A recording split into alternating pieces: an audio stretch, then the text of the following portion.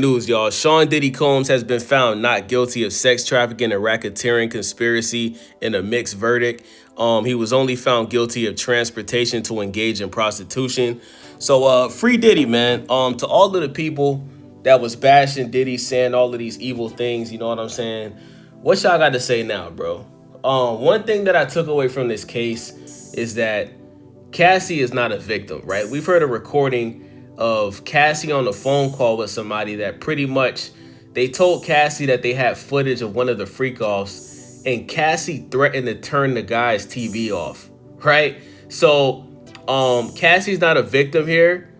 She willingly chose to stay with Sean Diddy all of these years, and she willingly chose to participate in these freak offs. She had plenty of times where she could have walked away. There was times where she walked away. As a matter of fact, when she first started dating her current husband that she has kids with, she was cheating on him with Diddy. She was still going back to Diddy, having sex with him, right? So the reason why Cassie filed a lawsuit in the first place is because obviously her new husband don't got money like Diddy has. I think the guy used to work for Diddy. I think he was a personal trainer or something like that.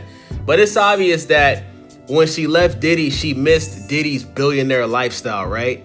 So that's why she pretty much asked Diddy for a certain amount of money. He was willing to give her money, just not as much as she was asking for. And that's when she chose to pretty much drop the lawsuit, pretty much lying on Diddy, accusing him of things that wasn't true. And I think her husband is the one that came up with this plan to pretty much try to railroad Diddy. But the fact of the matter is, bro, the only reason she filed a lawsuit, it wasn't because of domestic violence. It's because she missed living that lifestyle, right? Let's just call it what it is. She missed living that lifestyle that she lived with Diddy. He has a lot of money. And that's why this whole case started, bro. The Feds started investigating Diddy from the minute that lawsuit dropped, that Diddy settled in less than 24 hours. You know what I'm saying? The only thing we can say about Diddy really is he has a history of domestic violence, right? He was putting hands and feet on Cassie. The guy's pretty much a modern day Ike Turner. But other than that, man, what I want to say is this, bro. I think everybody should learn a lesson from this Diddy case, right? Think of all of the people that Diddy was friends with, that Diddy was partying with prior to being locked up, and think of how many people supported Diddy, right?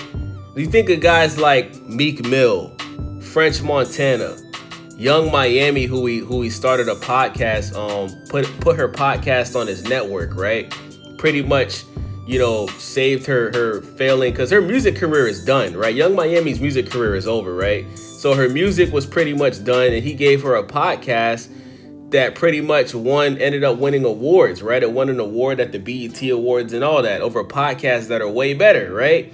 You think of all of these people, LeBron James, right? All of these people that were going to Diddy parties. LeBron James is on tape saying, ain't no party like a Diddy party. You know what I'm saying? None of these people defended Diddy. And I think that Diddy realizes that all of these people were never his real friends, bro. The only people that really supported him was Stevie J, Kanye West, right? Of course, his kids and his daughters and his mom. But all of these, all of these other people, bro, all of these people that he's put on, like French Montana, remember, Diddy signed French Montana. Diddy is who really put French Montana on. You know what I'm saying?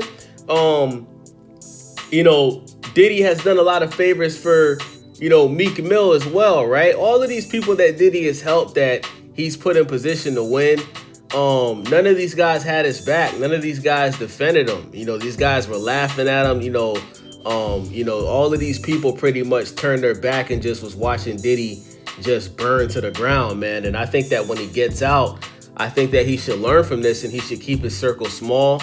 I think that his main priority should just be focusing on, raising his kids and just being around his kids and his family. And I'm definitely expecting Diddy and Kanye West to do an album or something. I know that's going to happen. Kanye West is actually doing the album with King Combs, which is Diddy's son's his son Christian, that looks just like him. They're doing an album together right now. But yeah, man, I just think it's sad, man. I think it's sad that all of these people, Even a guy like DJ Khaled, we all know DJ Khaled and Diddy was pretty close, but I just think it's sad that you didn't see none of these guys say free Diddy, right? You didn't see none of these guys show up to his court dates, bro. You didn't see none of these guys publicly defend his name. When they would bring his name up to these guys, they didn't say anything. Meek Mill was actually, saying the no Diddy shit. Meek Mill was participating in the whole no Diddy movement, man. So free Diddy. Now, first of all, I'm gonna tell y'all this, right? I knew Diddy was going to beat this case because I have the same barber as Diddy. I live in South Florida, right? So me and Diddy, we have the same barber. My barber has told me that he has been to Diddy's parties multiple times. And he said that all of these people that was there, they were willingly participating in what was going on. Diddy wasn't putting a gun to nobody's head and forcing them to do anything, right? Even when you look at this case, there was no point where Diddy was forcing Cassie to participate in freak-offs. She was doing it because she loved him, right? She was doing it because she didn't want to get him upset, but he wasn't putting a gun to nobody's head saying, you got to let this nigga pee in your mouth. You know what I'm saying? Like, that's not what was going on.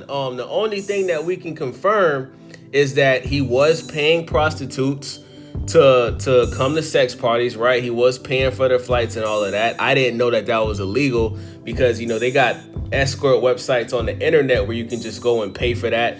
But yeah, so he was doing that.